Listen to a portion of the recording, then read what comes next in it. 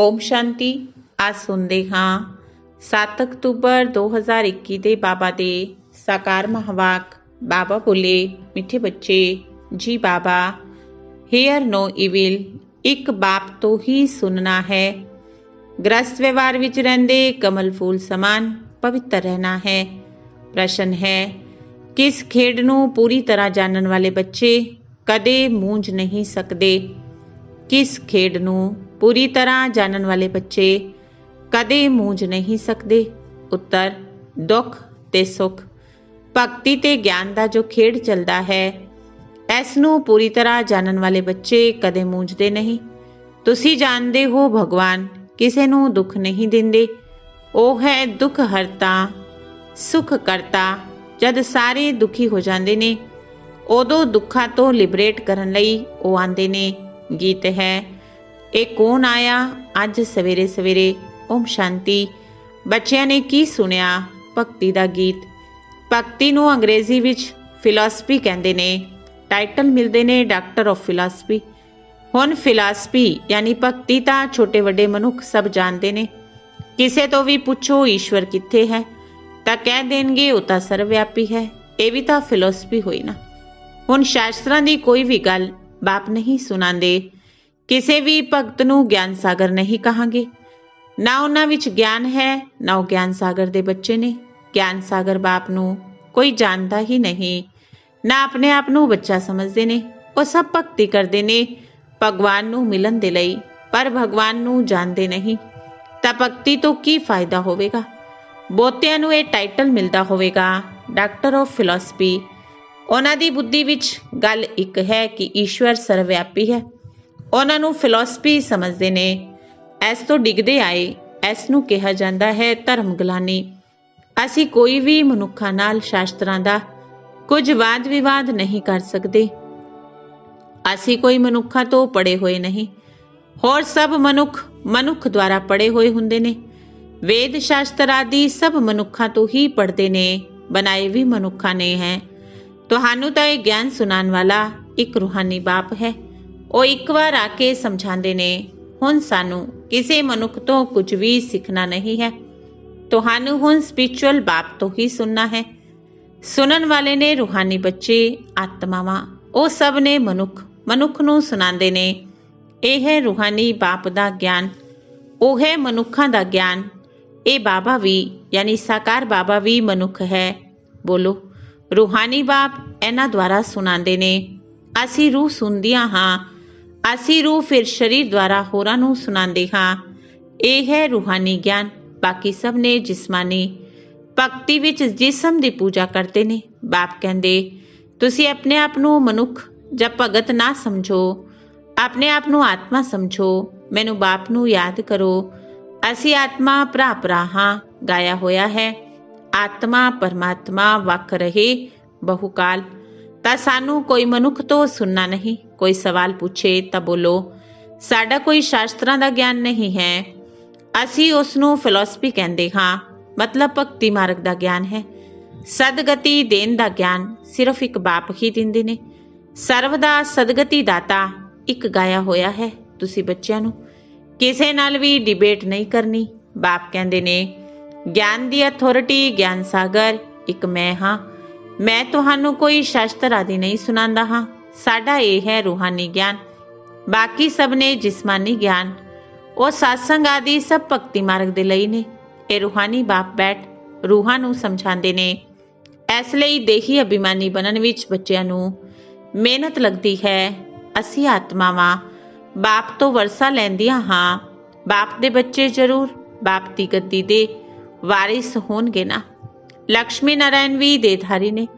ਉਹਨਾਂ ਦੇ ਬੱਚੇ ਜਿਸਮਾਨੀ ਬਾਪ ਤੋਂ ਵਰਸਾ ਪਾਉਂਦੇ ਨੇ। ਇਹ ਗੱਲ ਹੀ ਨਿਆਰੀ ਹੈ।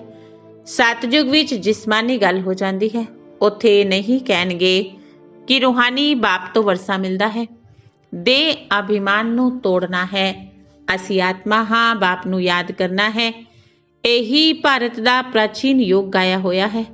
ਯਾਦ ਅੱਖਰ ਹਿੰਦੀ ਦਾ ਹੈ। ਇਹ ਨੌਲੇਜ ਤੁਹਾਨੂੰ ਹੁਣ ਕੌਣ ਦਿੰਦੇ ਨੇ? ਇਹ ਕੋਈ ਮਨੁੱਖ ਨਹੀਂ ਜਾਣਦੇ। ਜਨਮ ਜਨਮਾਂਤਰ ਮਨੁੱਖਾਂ ਨਾਲ ਗੱਲ ਕਰਦੇ ਆਏ। ਹੁਣ ਰੂਹਾਨੀ ਬਾਪ ਰੂਹਾਨੀ ਬੱਚਿਆਂ ਨਾਲ ਗੱਲ ਕਰਦੇ ਨੇ। रूह सुनदी है, इस लई रूहानी स्पिरिचुअल नॉलेज कहा जाता है। गीता नूं भी ਉਹ स्पिरिचुअल नॉलेज समझते ने, पर उस विच नाम कृष्ण दे धारी दा पा दिता। बाप कहंदे ने कोई भी मनुख विच ਇਹ नॉलेज हो नहीं सकती। कोई भी तुहाडे नाल डिबेट करदे ने तां बोलो ਇਹ है तुहाडा भगती दा ज्ञान, मनुखां दे बनाए होए शास्त्रां दा ज्ञान। सत ज्ञान तां एक ज्ञान सागर बाप कोल है, ਉਹੀ आ के नॉलेज दे रहे ने। ਉਹਨਾਂ ਨੂੰ ਸੁਪਰੀਮ ਬਾਪ ਕਹਿੰਦੇ ਨੇ। पूजा भी उस निराकार दी हुंदी है। जेकर होर निराकार दी पूजा हुंदी तो वह भी उन्हां दे बच्चे ही ने। मिट्टी दा सालीग्राम बना के पूजा करते ने, रुद्र यज्ञ रचते ने। हुण तुसी जानते हो कि परम पिता परमात्मा निराकारी दुनिया विच रहिंदे ने। असी आत्मावां भी उत्थे रहिंदियां हां। ਉਹ ज्ञान दा सागर आके ज्ञान सुना के सब दी सदगति कर दिंदे ने। ਉਹ है परे ते परे रहन वाला परम पिता परमात्मा। सारी आत्मावां ब्रदर्स नूं पाठ मिलिया होया है, जो फिर शरीर धारण कर भरा भैन बनते ने। आत्मा सब एक बाप दे बच्चे ने।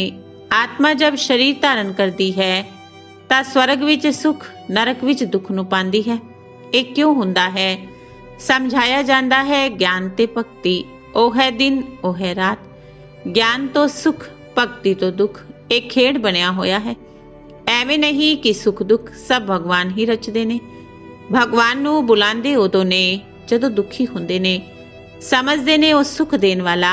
फिर जद सुख दा समय पूरा हुंदा है, फिर रावण पंज विकारां दे कारण दुख शुरू हो जाता है। ਇਹ भी खेड बनिया होया है, जिस नूं चंगी तरह समझना है। इस नूं ही रूहानी ज्ञान कहा जाता है। बाकी सब ने जिस्मानी ज्ञान ਉਹ ਅਸੀਂ सुनना नहीं चाहते। सानू हुक्म मिलिया होया है सिर्फ मुझ निराकार बाप तो सुनो। बाप कहते ने हेयर नो इविल। असी एक भगवान तो सुनते हाँ, तुसी मनुखा तो सुनते हो। रात दिन का फर्क है ना। वड्डे वड्डे विद्वान शास्त्र आदि पढ़ते ने, वो तो असी बहुत पढ़े। हुण भगवान कहते तुसी गुरु बहुत कीते, उन्हां नूं छड्डो, मैं जो सुनांदा हाँ वो सुनो। भगवान है ही निराकार, उन्हां दा नाम है शिव। हुण असीं उन्हां तो सुन रहे हाँ। बाप खुद अपना परिचय अपनी रचना दे आदि मध्य अंत दा परिचय दिंदे ने। फिर असीं तुहाडे तो शास्त्र आदियां दी गल्लां सुनीए ही क्यों? असीं तुहानूं रूहानी नॉलेज सुनांदे हाँ। सुनना है तां सुनो, मुंझन दी कोई गल नहीं। दुनिया है एक पासे, तुसी किन्ने थोड़े हो। बाप हुण कहंदे ने मैनू याद करो तां तुहाडे उपर जो पापां दा बोझा है उतर जाएगा। तुसी पवित्र बन जाओगे। जो पवित्र बननगे ओही पवित्र दुनिया दा मालिक बननगे। हुण पुरानी दुनिया बदलनी है। कलयुग तो बाद सतयुग आना है। सतयुग है पावन दुनिया। कलयुग विच मैनू बुलांदे ने आके पावन दुनिया बनाओ। सो मैं हुण आया हाँ। ममेकम याद करो। हुण दुनिया बदल रही है। ये अंतिम जन्म है। इस पुरानी दुनिया विच आसुरी राज खलास हो रामराज स्थापन हो रहा है। इसलिए अंतिम जन्म ग्रस्त व्यवहार विच रहिंदे कमल फूल समान पवित्र बनो। ये विषय सागर है ना। कमल फुल पानी दे उपर रहिंदा है। तुसी हुण ग्रस्त व्यवहार विच रहिंदे कमल फूल दे समान पवित्र बनो। तुसी बच्चे जानते हो असी राज स्थापन कर रहे हाँ। हुण सारी दुनिया बदलनी है। वो धर्म स्थापक सिर्फ अपना अपना धर्म स्थापन करते ने। पहले वो पावन होंदे ने, फिर पतित बनते ने। सतगुरु तो एक सदगति दाता है। मनुख गुरु करते उदों ने जदों सदगति विच जाना हुंदा है। जद पाप बहुत हुंदे ने, फिर रूहानी बाप ज्ञान सुनाते ने। भक्ति का फल ज्ञान तुहानू भगवान तो मिलता है। भगवान कोई भक्ति नहीं सिखाते, वो तो ज्ञान दिंदे ने। कहते ने ममेकम याद करो तां तुहाडे विक्रम विनाश होणगे। होर कोई पावन बनन दा रस्ता नहीं। नवी दुनिया विच सब स्वर्गवासी सी, हुण पुरानी दुनिया विच सब नरकवासी ने। इसलिए बाप कहते मैं सब दा उद्धार करन आंदा हाँ। मैं आके रूहानी ज्ञान दिंदा हाँ। बाप आके अपना परिचय दे रहे ने। मैं तुहाडा बाप हाँ। ਹੁਣ ਇਹ ਹੈ ਨਰਕ। ਨਵੀਂ ਦੁਨੀਆ ਨੂੰ ਕਿਹਾ ਜਾਂਦਾ ਹੈ ਸਵਰਗ। ਐਵੇਂ ਕਿਵੇਂ ਕਹਿਣਗੇ ਕਿ ਇੱਥੇ ਹੀ ਸਵਰਗ ਨਰਕ ਹੈ? ਜਿਨ੍ਹਾਂ ਕੋਲ ਬਹੁਤ ਧਨ ਹੈ ਉਹ ਸਵਰਗ ਵਿੱਚ ਨੇ। ਸਵਰਗ ਤਾਂ ਹੁੰਦਾ ਹੈ ਨਵੀਂ ਦੁਨੀਆ ਵਿੱਚ। ਇੱਥੇ ਸਵਰਗ ਕਿੱਥੋਂ ਆਇਆ? ਇਸ ਲਈ ਅਸੀਂ ਕੋਈ ਮਨੁੱਖਾਂ ਦੀ ਗੱਲ ਨਹੀਂ ਸੁਣਦੇ। ਬਾਪ ਕਹਿੰਦੇ ਤੁਹਾਨੂੰ ਤਮੋ ਪ੍ਰਧਾਨ ਤੋਂ ਸਤੋ ਪ੍ਰਧਾਨ ਬਣਨਾ ਹੈ। ਤਮਮ ਏਕਮ ਯਾਦ ਕਰੋ। ਸਾਰਾ ਦਿਨ ਬੁੱਧੀ ਵਿੱਚ ਇਹ ਨੌਲੇਜ ਰਹਿਣੀ ਚਾਹੀਦੀ ਹੈ। ਅੱਛਾ ਮਿੱਠੇ ਮਿੱਠੇ ਸਿੱਕਿਲ ਦੇ ਬੱਚਿਆਂ ਪ੍ਰਤੀ ਮਾਤਾ ਪਿਤਾ ਬਾਪ ਦਾਦਾ ਦਾ ਯਾਦ ਪਿਆਰ ਤੇ ਗੁੱਡ ਮਾਰਨਿੰਗ। ਰੂਹਾਨੀ ਬਾਪ ਦੀ ਰੂਹਾਨੀ ਬੱਚਿਆਂ ਨੂੰ ਨਮਸਤੇ। ਰੂਹਾਨੀ ਬੱਚਿਆਂ ਦੀ ਰੂਹਾਨੀ ਬਾਪ ਦਾਦਾ ਨੂੰ ਨਮਸਤੇ ਨਮਸਤੇ ਨਮਸਤੇ ਜੀ। ਧਾਰਨਾ ਦੇ ਲਈ ਮੁੱਖ ਸਾਰ। ਪਹਿਲੀ ਧਾਰਨਾ ਹੈ ਇੱਕ ਬਾਪ ਤੋਂ ਹੀ ਰੂਹਾਨੀ ਗੱਲਾਂ ਸੁਣਨੀਆਂ ਨੇ। ਕਿਸੇ ਨਾਲ ਦੂਜੀ ਗੱਲਾਂ ਦਾ ਵਾਦ ਵਿਵਾਦ ਨਹੀਂ ਕਰਨਾ। ਦੂਜਾ ਦੇਹੀ ਅਭਿਮਾਨੀ ਬਣਨ ਦੀ ਮਿਹਨਤ ਕਰਨੀ ਹੈ। ਸਤੋ ਪ੍ਰਧਾਨ ਬਣਨ ਦੇ ਲਈ ਇੱਕ ਬਾਪ ਦੀ ਯਾਦ ਵਿੱਚ ਰਹਿਣਾ ਹੈ। ਵਰਦਾਨ ਹੈ ਬਾਪ ਦੇ ਹੱਥ ਤੇ ਸਾਥ ਦੀ ਸਮ੍ਰਿਤੀ ਨਾਲ ਮੁਸ਼ਕਿਲ ਨੂੰ ਸਹਿਜ ਬਣਾਉਣ ਵਾਲੇ ਬੇਫਿਕਰ ਨਿਸ਼ਚਿੰਤ ਭਵ। ਬਾਪ ਦੇ ਹੱਥ ਤੇ ਸਾਥ ਦੀ ਸਮ੍ਰਿਤੀ ਨਾਲ ਮੁਸ਼ਕਿਲ ਨੂੰ ਸਹਿਜ ਬਣਾਉਣ ਵਾਲੇ ਬੇਫਿਕਰ ਨਿਸ਼ਚਿੰਤ ਭਵ। ਜਿਵੇਂ ਕਿਸੇ ਵੱਡੇ ਦੇ ਹੱਥ ਵਿੱਚ ਹੱਥ ਹੁੰਦਾ ਹੈ ਤਾਂ ਸਥਿਤੀ ਬੇਫਿਕਰ ਨਿਸ਼ਚਿੰਤ ਹੁੰਦੀ ਹੈ। ਐਵੇਂ ਹਰ ਕਰਮ ਵਿੱਚ ਇਹੀ ਸਮਝਾਉਣਾ ਚਾਹੀਦਾ ਹੈ ਕਿ ਬਾਬਾ ਨਾਲ ਵੀ ਹੈ। ਸਾਡੇ ਸਲੌਕਿਕ ਜੀਵਨ ਦਾ ਹੱਥ ਉਹਨਾਂ ਦੇ ਹੱਥ ਵਿੱਚ ਹੈ। ਮਤਲਬ ਜੀਵਨ ਉਹਨਾਂ ਦੇ ਹਵਾਲੇ ਹੈ ਤਾਂ ਜ਼ਿੰਮੇਵਾਰੀ ਉਹਨਾਂ ਦੀ ਹੋ ਜਾਂਦੀ ਹੈ। ਸਾਰੇ ਬੋਝ ਬਾਬਾ ਦੇ ਉੱਪਰ ਰੱਖ ਆਪਣੇ ਆਪ ਨੂੰ ਹਲਕਾ ਕਰ ਦਿਓ। ਬੋਝ ਉਤਾਰਨ ਤੇ ਮੁਸ਼ਕਿਲ ਨੂੰ ਸਹਿਜ ਕਰਨ ਦਾ ਸਾਧਨ ਹੈ ਬਾਪ ਦਾ ਹੱਥ ਤੇ ਸਾਥ। ਸਲੋਗਨ ਹੈ ਪੁਰਸ਼ਾਰਥ ਵਿੱਚ ਸੱਚਾਈ ਹੋਵੇ ਤਾਂ ਬਾਪ ਦਾਦਾ ਦੀ ਐਕਸਟਰਾ ਮਦਦ ਦਾ ਅਨੁਭਵ ਕਰੋਗੇ। ਪੁਰਸ਼ਾਰਥ ਵਿੱਚ ਸੱਚਾਈ ਹੋਵੇ ਤਾਂ ਬਾਪ ਦਾਦਾ ਦੀ ਐਕਸਟਰਾ ਮਦਦ ਦਾ ਅਨੁਭਵ ਕਰੋਗੇ। ਹੁਣ ਸੁਣਦੇ ਹਾਂ ਮਾਤੇਸ਼ਵਰੀ ਜੀ ਦੇ ਅਨਮੋਲ ਮਹਾਵਾਕ। ਪਹਿਲਾ ਪੁਆਇੰਟ ਗਿਆਨ ਯੋਗ ਤੇ ਦੈਵੀ ਗੁਣਾਂ ਦੀ ਧਾਰਨਾ ਜੀਵਨ ਦਾ ਆਧਾਰ ਹੈ। ਗਿਆਨ ਯੋਗ ਤੇ ਦੈਵੀ ਗੁਣਾਂ ਦੀ ਧਾਰਨਾ ਜੀਵਨ ਦਾ ਆਧਾਰ ਹੈ। ਇਹ ਤਾਂ ਆਪਣੇ ਆਪ ਨੂੰ ਨਿਸ਼ਚੈ ਹੈ ਕਿ ਪਰਮ ਪਿਤਾ ਪਰਮਾਤਮਾ ਦੁਆਰਾ ਸਾਨੂੰ ਨੌਲੇਜ ਮਿਲ ਰਹੀ ਹੈ। ਇਸ ਨੌਲੇਜ ਵਿੱਚ ਮੁੱਖ 3 ਪੁਆਇੰਟ ਨੇ ਜਿਸ ਦੇ ਲਈ ਹੀ ਆਪਣੇ ਆਪ ਨੂੰ ਪੂਰਾ ਪੁਰਸ਼ਾਰਥ ਕਰਨ ਦਾ ਧਿਆਨ ਰੱਖਣਾ ਹੈ। ਇਸ ਵਿੱਚ ਪਹਿਲਾ ਹੈ ਯੋਗ ਮਤਲਬ ਈਸ਼ਵਰੀ ਨਿਰੰਤਰ ਯਾਦ ਜਿਸ ਤੋਂ ਵਿਕਰਮਾਂ ਦਾ ਵਿਨਾਸ਼ ਹੁੰਦਾ ਹੈ। ਦੂਜਾ ਹੈ ਗਿਆਨ ਮਾਨਾ ਇਹ ਸਾਰੇ ਬ੍ਰਹਮਾਂਡ ਸ੍ਰਿਸ਼ਟੀ ਦੇ ਆਦਿ ਅੰਤ ਕਿਵੇਂ ਹੁੰਦੀ ਹੈ ਇਹ ਸਾਰੀ ਨੌਲੇਜ ਹੋਵੇ।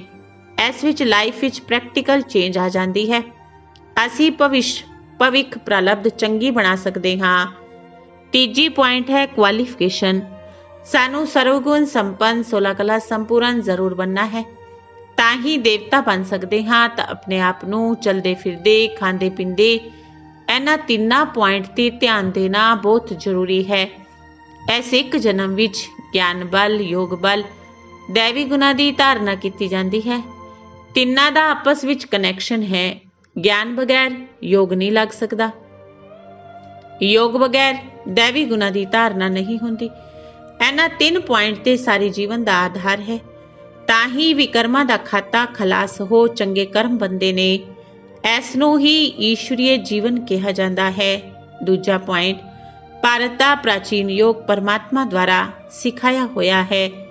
ਭਾਰਤ ਦਾ ਪ੍ਰਾਚੀਨ ਯੋਗ ਪਰਮਾਤਮਾ ਦੁਆਰਾ ਸਿਖਾਇਆ ਹੋਇਆ ਹੈ। ਆਪਣਾ ਇਹ ਈਸ਼ਵਰੀਏ ਯੋਗ ਭਾਰਤ ਵਿੱਚ ਪ੍ਰਾਚੀਨ ਯੋਗ ਦੇ ਨਾਮ ਤੇ ਮਸ਼ਹੂਰ ਹੈ। ਇਸ ਯੋਗ ਨੂੰ ਅਵਿਨਾਸ਼ੀ ਯੋਗ ਕਿਉਂ ਕਹਿੰਦੇ ਨੇ? ਕਿਉਂਕਿ ਅਵਿਨਾਸ਼ੀ ਪਰਮ ਪਿਤਾ ਪਰਮਾਤਮਾ ਦੁਆਰਾ ਸਿਖਾਇਆ ਗਿਆ ਹੈ। ਭਾਵੇਂ ਯੋਗ ਤੇ ਮਨੁੱਖ ਆਤਮਾਵਾਂ ਵੀ ਸਿਖਾਉਂਦੀਆਂ ਨੇ। ਇਸ ਲਈ ਯੋਗ ਆਸ਼ਰਮ ਵਗੈਰਾ ਖੋਲਦੇ ਰਹਿੰਦੇ ਨੇ ਪਰ ਉਹ ਪ੍ਰਾਚੀਨ ਯੋਗ ਸਿਖਾ ਨਹੀਂ ਸਕਦੇ। ਜੇਕਰ ਐਵੇਂ ਯੋਗ ਹੁੰਦਾ ਤਾਂ ਫਿਰ ਉਹ ਬਲ ਕਿੱਥੇ? ਭਾਰਤ ਤਾਂ ਦਿਨ ਪ੍ਰਤੀ ਦਿਨ ਨਿਰਬਲ ਹੁੰਦਾ ਜਾਂਦਾ ਹੈ।